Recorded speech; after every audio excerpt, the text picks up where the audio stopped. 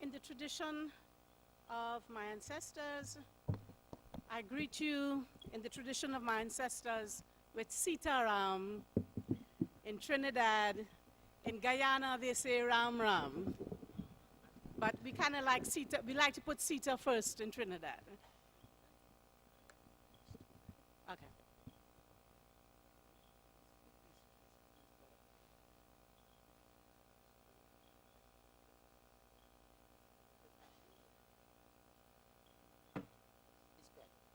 Oh. Thank you. Just give me 1 second. I just don't want this battery to conk out on me here. So I'm going to reverse my presentation. I'm talking about, I need your feedback after this. I'm looking at the Ram KATHA being performed in different styles. And I'm saying that the Ram LILA, the LILA style, is a very unique style that needs alone to be termed Ram LILA. And the opposite to that, we'd call that, theatrical presentation. As Usha ji said before, Girmitias, or we also call them indentured Indians or Jahajis, came to Trinidad between to the Caribbean, sorry. Guyana first, 1838, and Trinidad in 1845. So we've been there a long time, before Swami Vivekananda went to the West. It is my ancestors that took Hinduism to the West. Our main recruitment areas were from sub-depots like Patna, Muzaffarpur, Gorakhpur, Faizabad, Kanpur, and Allahabad. Those are main areas. So you imagine the culture is really reflected. Trinidad, we have over 20 open air, what we call Maidani Ramlila, over 20 in a very small island with just 1.2 million people. And it takes place in sacred time and in sacred space as well. Now, I want to really jump here because I need to show you some pictures. The Lila style of telling this sacred story is rooted in the Katha style of reciting the text.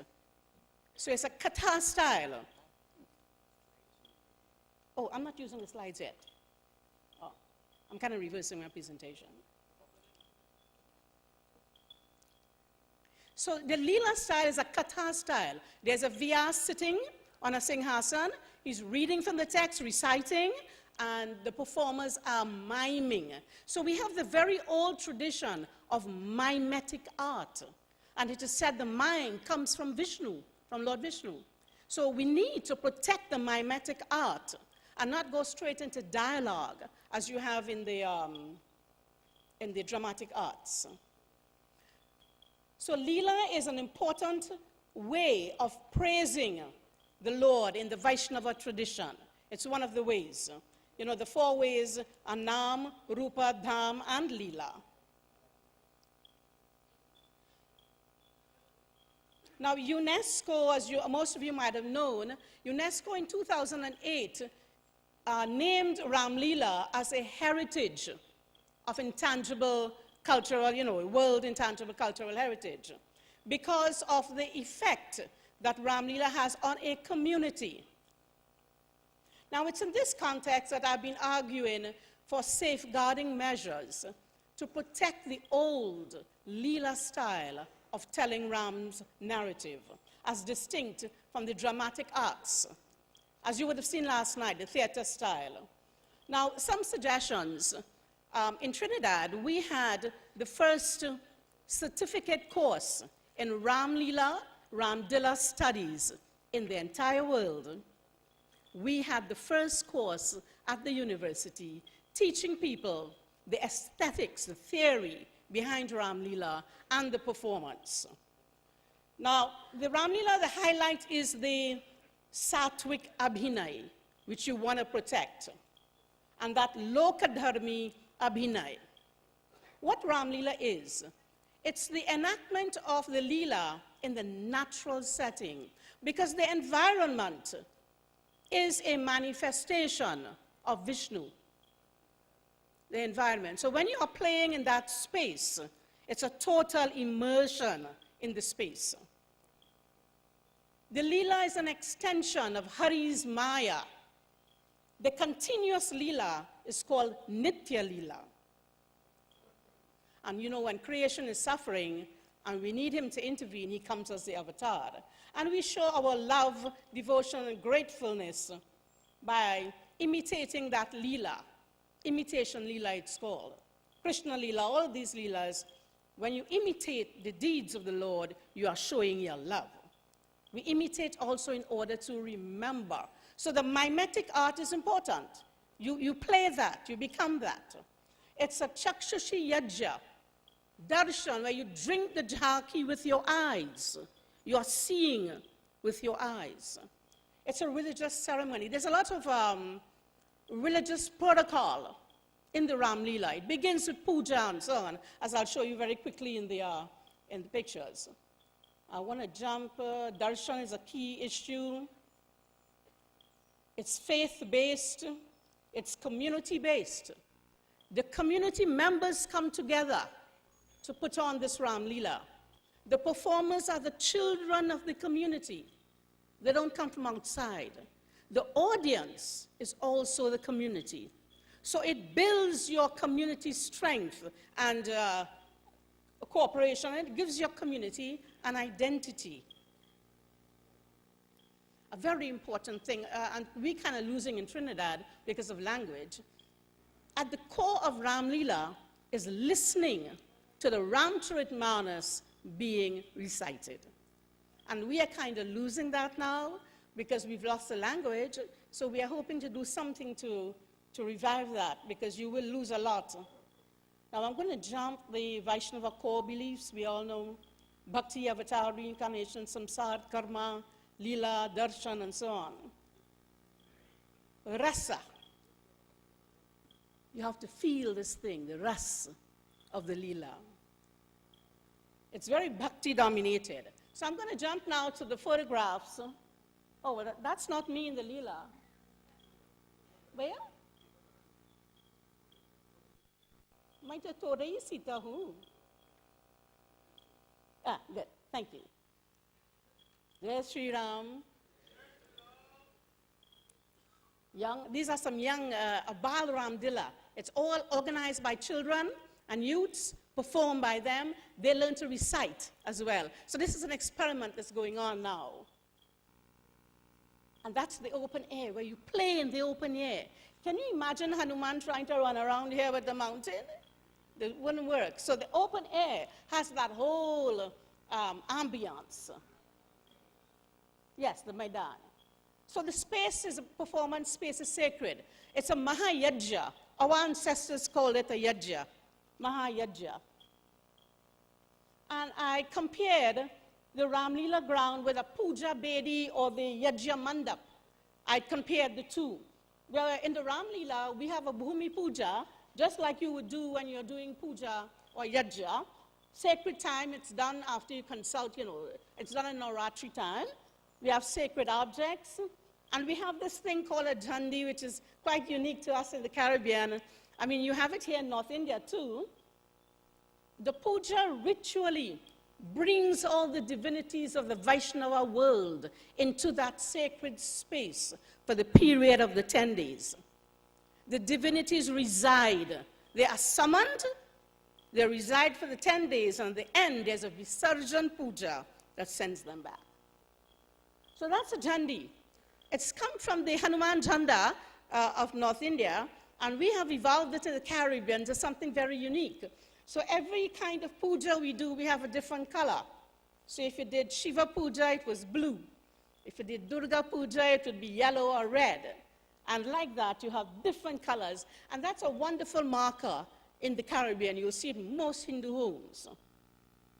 And that's the open air. There is a fence that fences around the space, and people stand on the outside. And in the middle, you can see the tall jhanda there. That's it. Look at how small the people are. Look how tall it is. Puja before and during the Lila. On the left, the puja before. And every day of the LILA, there is puja that starts. And we have young women now that are taking the Ramtrit manners to be installed on the ground. And there it's installed in the Maidan. It has its own little house, and arti is performed over the text. This is Suriname. They have a puja stand right on the ground, and they perform arti there. Look at the devotion. It's a sattvic ras that defines this lila in the open air. And our identity is situated in this jandi that connects us with the three worlds. And I continued again, and I called Ram Lila animated puja. Just like you would do a puja, I'm saying this performance is an animated puja. It has personal, social, community goals, just as you find in a puja. We have darshan, the goal of darshan. And very important, this point, Ram Lila is liminal space. Liminal meaning it's neither of the earth nor of the heavens or above. Our ancestors, my ancestors, did not have mandirs in the early days. So what they would do is walk for miles to come to a Ram Lila to see Bhagwan Ram, Sita, and all the other divinities. So that space was holy, sacred space. And it reminded us of Bharat. Because the ground was mapped out as Bharat. You would have Ayodhya on one end, Lanka on the other, and depending on the day's Katha, all the other places in between. So that space, thank you, that space was healing space for the indentured ancestors. And there you have the young children who are learning to recite Ramcharit Manas, and they act as the Vyas, telling the performers how to move. Look at that bow. In the open air, phenomenal bow. And they introduce a little fun also for the marriage, Sita's marriage. You have this from one point to another, they will move with these old carts. And Suriname, here you have Sri Ram shooting a bow with fire. They innovate. That's in Suriname. Lokadharmi style. Simple style. Simple style. The Ravan effigy. Fighting in the open air. You can't fight out here in Lokadharmi style. If you're fighting in the village, it's real fight. It's a real fight. And there you have the realistic performance of the Shiva Puja in the open air. They've made the Shiva Lingam there. On the ground itself, they made a little pond and so on. And audience interaction. This is about 1980s. Hanuman with the audience. Look at how disciplined they are standing in their lines. Tassa. Tassa provides rhythm, especially the war rhythm. They move to the beat of the tassa. And you have men dressed as women, a very North Indian thing, and they're dancing also to the tassa. And we're introducing a little Natya Dharmi now. In the open air, the audience is now changing. They're no longer so rural. They are now urbanized and educated. So the needs are changing. The recreation needs are changing. Traditional makeup, little Shiva and Parvati. They circumambulate that ground for the entire Leela, symbolizing Shiva telling the story. Lord Shiva is telling that Katha, and they will be walking around the ground. Costumes being imported from India now. And here we have stylized movements with Hanuman, and the Mukdar there is lit up, so when, at a certain point, they will have the light in the Mukdar. Realistic Lakshman Rekha also. Masks in Suriname. I've never seen it anywhere else in the Caribbean but Suriname. That's it, ladies and gentlemen. Thank you very much. Jai Shri Ram. Dhanyavad, Dr. Indrani Rampersad from Trinidad.